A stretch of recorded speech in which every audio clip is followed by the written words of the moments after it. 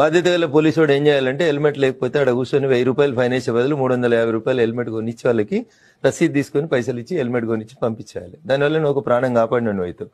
అది బాధ్యత అంటారు. హక్కులతో పాటు బాధ్యతలను గుర్తు తెచ్చుకోవాలి. నాకు జీతం అసలు ఎవడైతేంది, పోలీసు వాడైతేంది, వకీలు అయితేంది, జడ్జి అయితేంది, రిపోర్టర్ అయితేంది, ఎవడైతేంది, నువ్వు ముందు ఈ దేశ పౌరునివి. నీకు బాధ్యతలు అనే మాట నీ నోట్లకెళ్ళి వస్తే హక్కులు బాధ్యతలు రెండు సైమల్టేనియస్ గా ఒక బొమ్మకు నాణ్యానికి బొమ్మ బొరుసు ఎట్లుంటే అట్లుంటే అనేది గుర్తించాలి.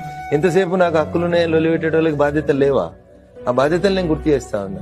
దొంగసాటుకి వెళ్ళి ఫోటో ఎందుకు తీస్తావు? 1000 రూపాయలు ఫైన్ ఎందుకు వేస్తావు? పోతున్నోడికి ఆపి తమ్మీది పద్ధతి కాదు, చచ్చిపోతావు, ఇంట్లో మీ అమ్మ నాన్న ఎదురు చూస్తారు, భార్య పిల్లలు చూస్తారు, ఓ హెల్మెట్ కొనుక్కో, 500 రూపాయలని ఫైన్ తీసుకొని పంపి.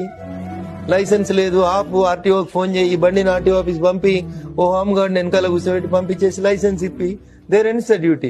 ఆ లైసెన్స్ లేనోడు తీసుకుపోయి ఇంకెవరినో గుద్ది చంపి వాళ్ళు చచ్చిపోయి కోర్టుకు పోయి ఆ కుటుంబం రోడ్డున పడే బదులు వారికి లైసెన్స్ ఉన్న తర్వాత యాక్సిడెంట్ అయింది.